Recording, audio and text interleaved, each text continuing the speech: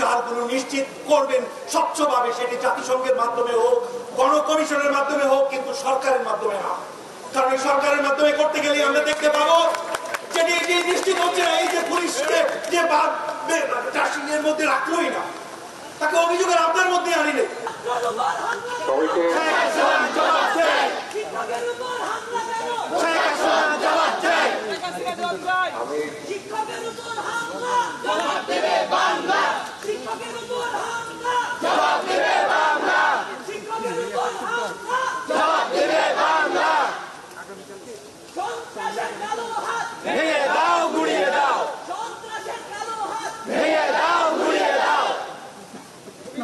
আসলে আমরা এমন একটা সময় পার করছি, একটা মন্দবাদী সময়।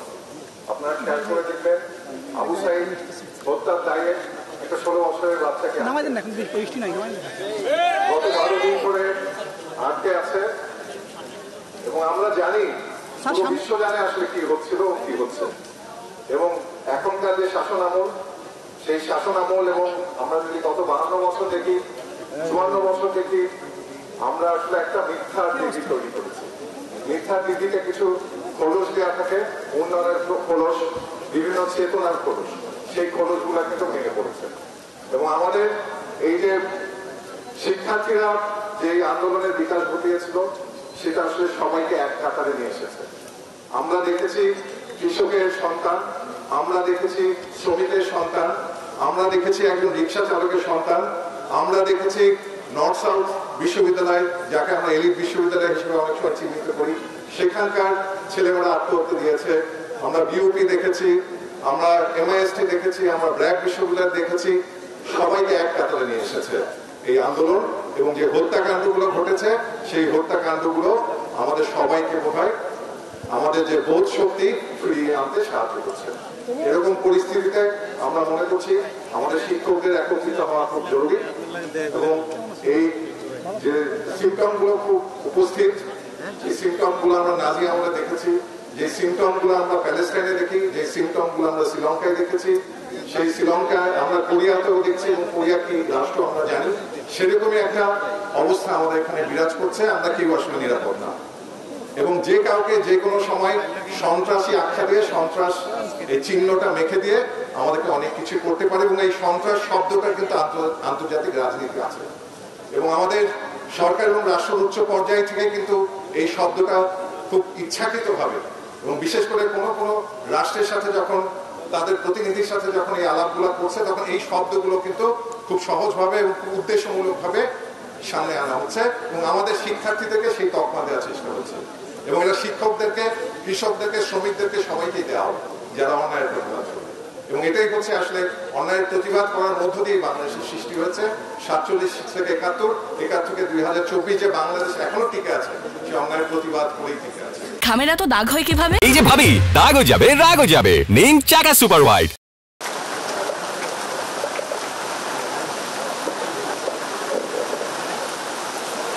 আমি আমার কথার শুরুতে আপনাদের সবার কাছে একটি আহ্বান জানাতে চাই।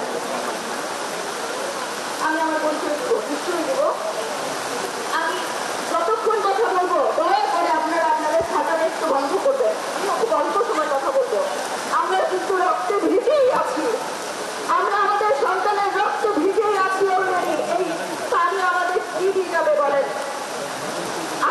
আমাকে পরিচয়ের কথা বলা হচ্ছে, আমার দরকার নেই। ধন্যবাদ। আমার পরিচয়, আমি একজন শিক্ষক। আমার পরিচয়, আমি একজন মা। আমার পরিচয়, আমি বাংলাদেশের নাগরিক। একজন মায়ের, একজন শিক্ষকের, একজন বাংলাদেশের নাগরিকের এখন এই অবস্থায় কি পরিস্থিতির মধ্যে দিয়ে আমরা যাচ্ছি, আমাদের এখনই বুঝবার মতো কেউ নেই এখানে।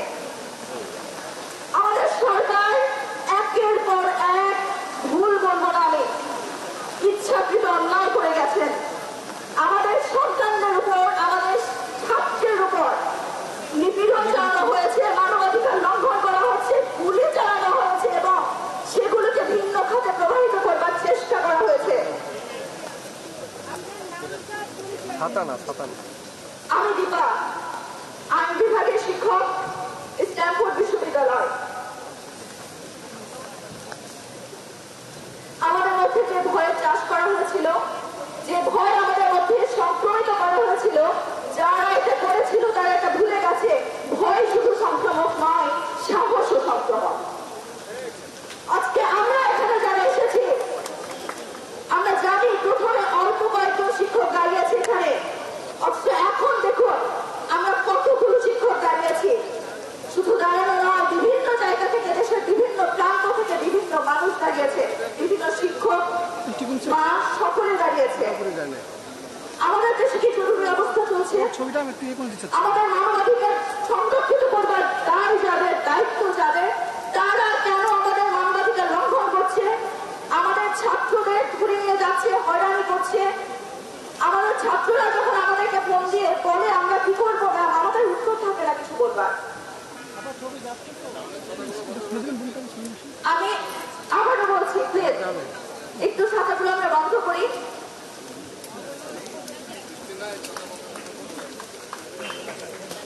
আমরা তো দেখেছি সরকার কতটা আদালতমুখী, অথচ এই আদালতের রায়ের জন্য প্রথমে গড়িমসি হলো, তারপর একদিনের নোটিশে আদালত রায় বের পাওয়া গেল।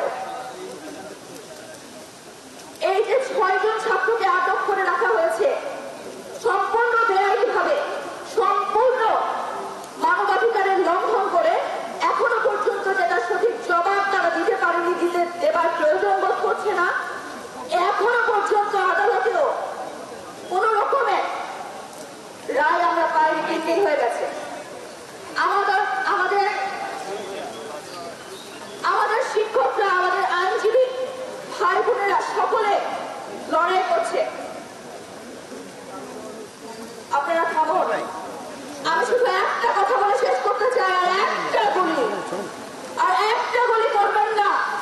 আমার সন্তান, আমার ছাত্রকে লক্ষ্য করে যদি একটা গুলি করবার জন্য আপনারা সাহস রাখেন, আগে বলবো অন্তত 200+ শিক্ষককে গুলি করবার দুঃসাহস দেখা, অন্তত 200+ আইনজীবীকে গুলি করবার দুঃসাহস দেখা, অন্তত 200+ যে কোনো সাধারণ মানুষকে গুলি করবার দুঃসাহস দেখার, যেটা করছে।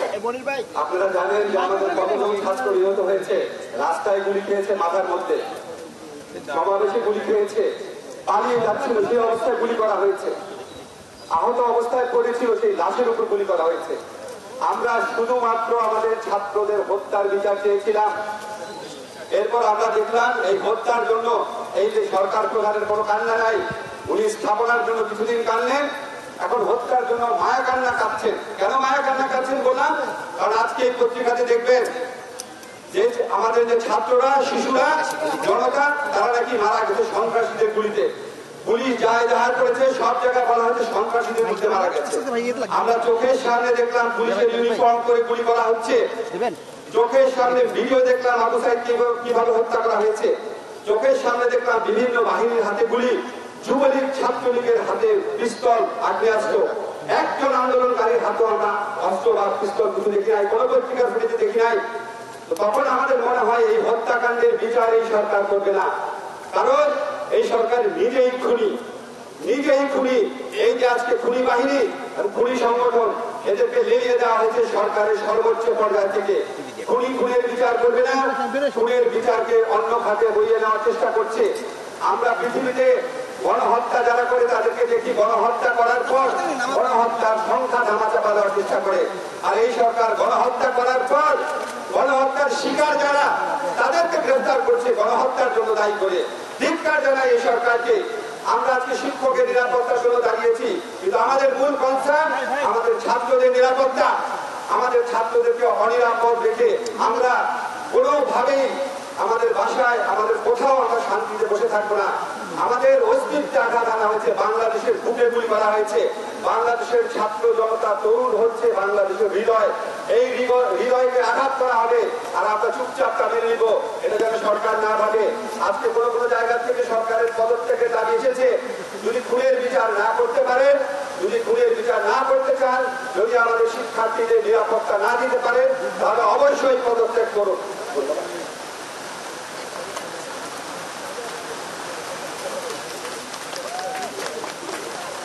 একটা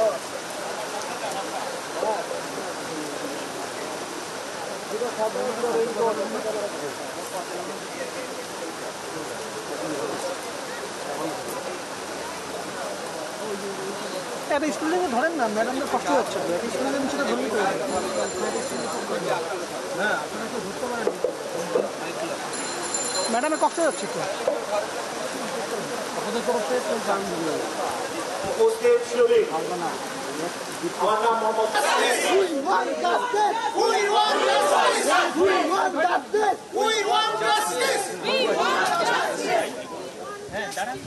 আসসালামু আলাইকুম এভরিওয়ান, সবাইকে সংগ্রামী শুভেচ্ছা জানাচ্ছি। আজকে আমার খালি একটি কথাই বলবার আছে। স্যাররা বললেন না যে ঠক ঠক ভেতরে কি মুক্তি কেউ আছে? 2024-এ শুরু হয়েছে, ঠক ঠক ছাত্র আছে, নতুন করে অলরেডি যোগ হয়ে গেছে ঠক ঠক ভেতরে কি শিক্ষক আছে। আপনি একজনকে মারবেন, 10 জন দাঁড়াবো, 10 জনকে দাঁড়াবো, মারবেন, 1000 জন দাঁড়িয়ে যাব। এরা আমাদের সন্তান। আপনাদের কোনো আন্দাজ আছে জন্ম দেওয়ার কষ্ট কি? শিক্ষক হতে বলে কত সংগ্রাম করে এই সমস্ত সন্তানদেরকে আদর দিয়ে শাসন দিয়ে বড় করতে হয়। এদের বাবা মার বুক যেমন কাঁপছে আমাদের শিক্ষকদের অবস্থাও তাই। এরা আমাদের সন্তান, এদের শার্টের কলার ধরার ক্ষমতা আপনাদের কে দিয়েছে? ওদের গায়ে হাত তোলা, আমাদের মুখ চেপে ধরার অধিকার কে দিয়েছে? মারার যদি আপনাদের একমাত্র অস্ত্র হয়, সবাই দাঁড়িয়েছি সামনে, আরো দাঁড়িয়ে যাব, পুরো বাংলাদেশকে ইনশাআল্লাহ মুক্ত করে ছাড়বো ইনশাআল্লাহ। শুভেচ্ছা সবাইকে।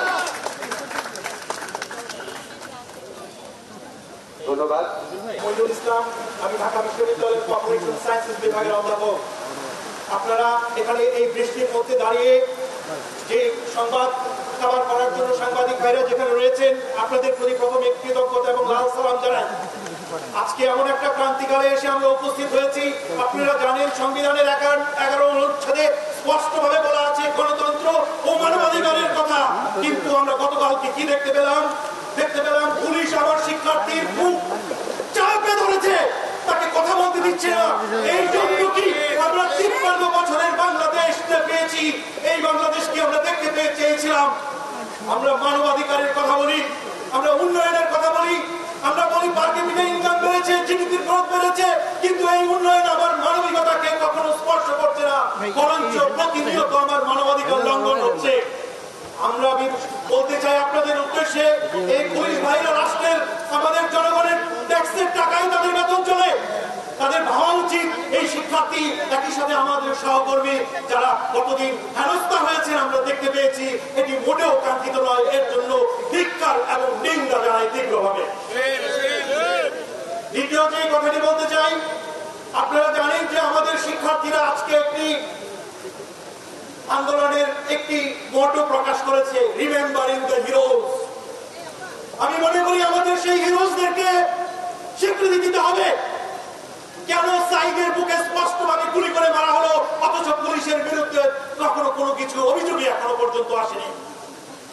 আপনারা দেখতে পেয়েছেন কার্টিসের মধ্যে ঝুলে আছে, তাকে পরপর 3টি গুলি করে মেরে ফেলেছে। আপনারা দেখতে পেয়েছেন ট্রাকের মধ্যে নিথর দেহ, পুলিশের ট্রাকে তাকে কিভাবে টেনে হিঁচড়ে মাটিতে ফেলে দিয়েছে। আমাদের মানবিকতা স্পর্শ করে না। এরা কি আমার ভাই না? এরা কি আমার সন্তান না? এরা কি আমার বোন না? তাহলে কেন এইরকম একটি অন্যায় অবিচারের মতো দেশে আমরা বিচার করছি? এখন আমাদেরকে কথা বলার অধিকার দিতে হবে। আমরা মুক্ত মনে কথা বলতে চাই। এখানে কোনো রাজনীতি করার বিষয় নয়।